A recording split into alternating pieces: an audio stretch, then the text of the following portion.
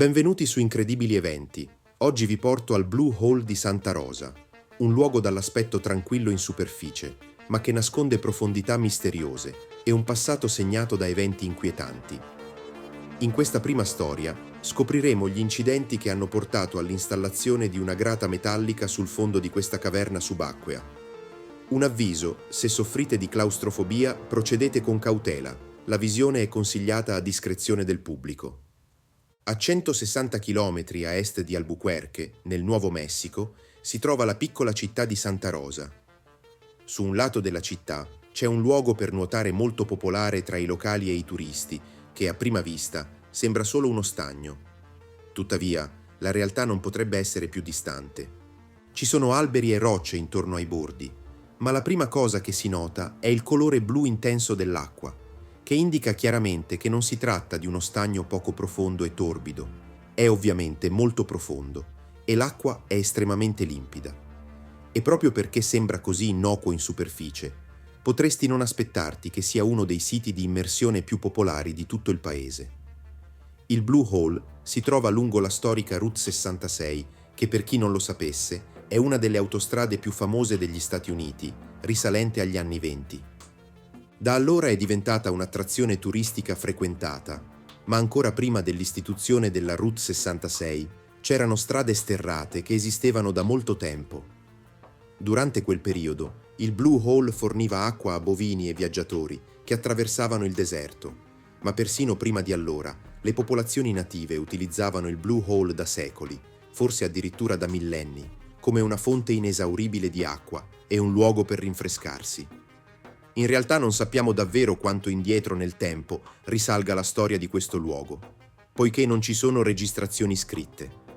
Ciò avviene perché il Blue Hole di Santa Rosa è ciò che viene definito una sorgente artesiana naturale. Questo è un tipo di sorgente naturale alimentata da acqua proveniente dalle profondità della terra e, a causa della pressione sotto cui si trova l'acqua, fluisce a volumi incredibili. Questa sorgente in particolare ha un afflusso costante di circa 11.000 litri al minuto. Questo è sufficiente per riempire una piscina olimpionica in meno di 3 ore e l'acqua nel Blue Hole si rinnova completamente ogni 6 ore circa, il che dovrebbe darti un'idea di quanto sia grande. E lo fa ogni giorno, senza sosta, come ha fatto da quando le persone hanno iniziato a utilizzarla.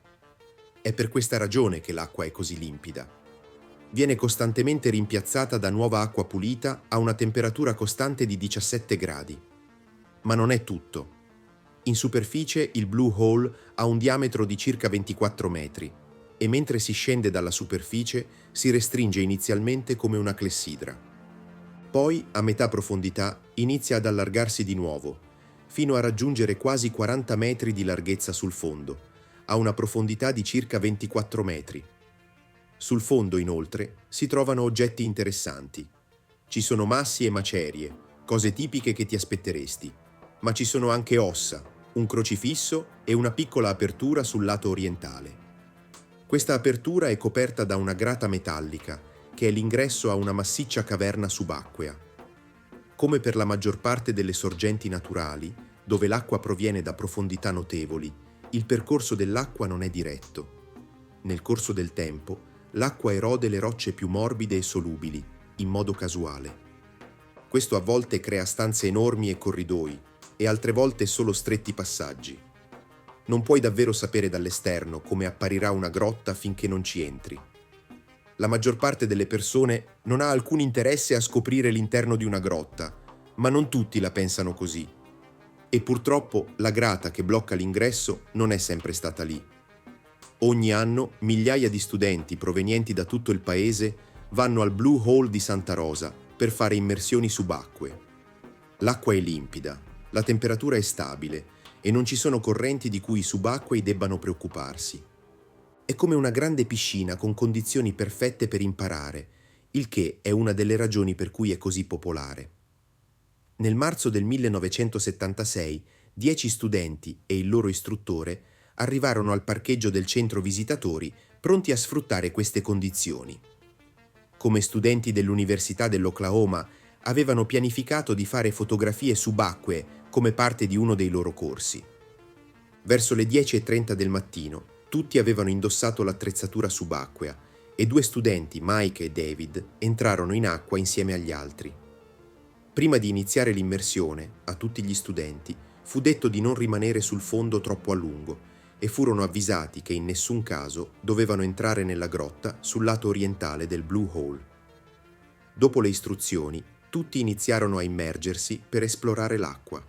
Per alcuni degli studenti quell'avvertimento sembrava più un invito. Ben presto David e Mike si spostarono verso il fondo per esplorare e prima che se ne rendessero conto si trovarono di fronte alla piccola apertura di circa 1,20 m. Alla fine la loro curiosità ebbe il sopravvento e segnalarono l'un l'altro che avrebbero dovuto entrare per dare un'occhiata.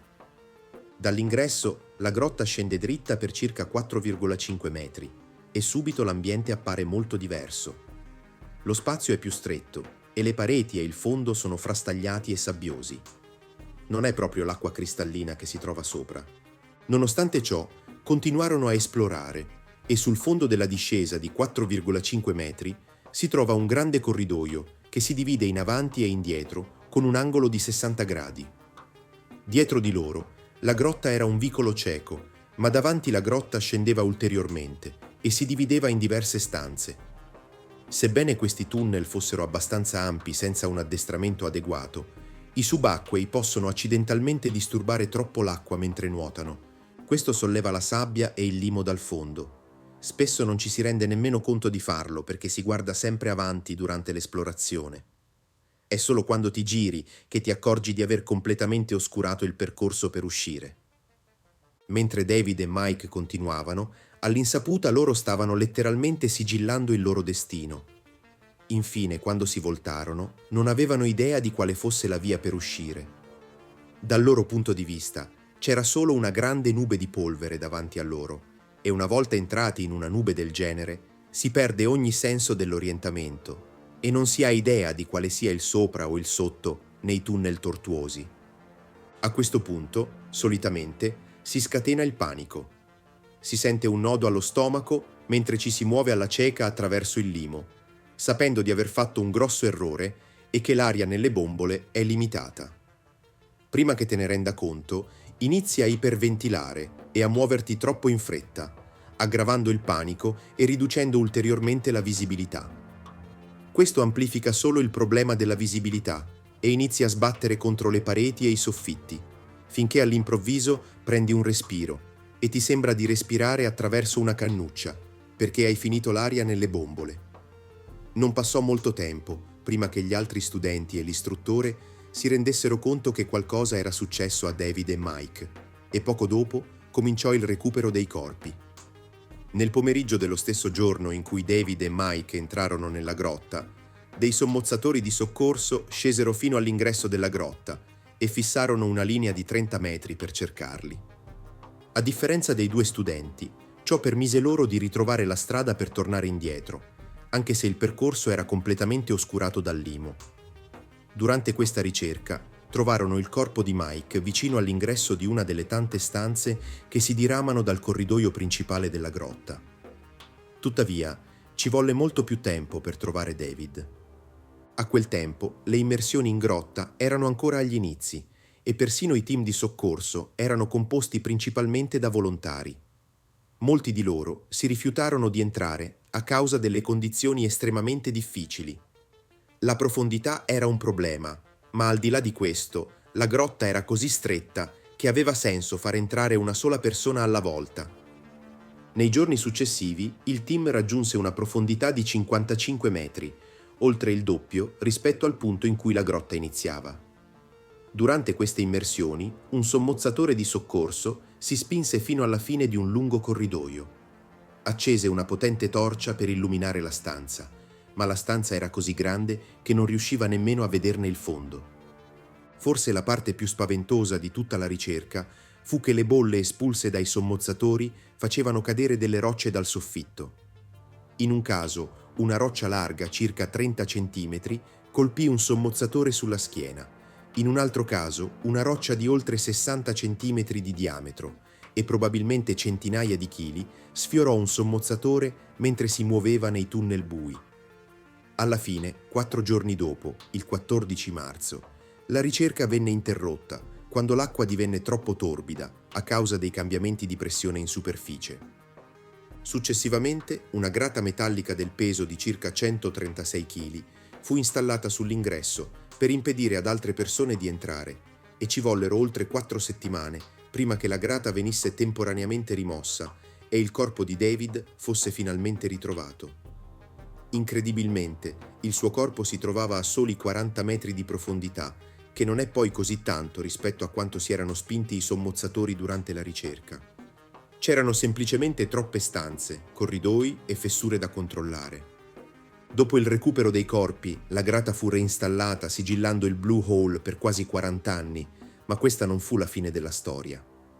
37 anni dopo, un gruppo di sommozzatori ottenne il permesso di esplorare di nuovo la grotta, dando il via a un nuovo capitolo di questo misterioso luogo, ma di questo parleremo nella seconda parte, dedicata al Blue Hole, non perdetevela. Grazie mille per aver guardato questo video. Se hai qualche suggerimento per nuove storie, lascia un commento qui sotto. Non vedo l'ora di raccontarti altre storie e spero di rivederti nel prossimo video.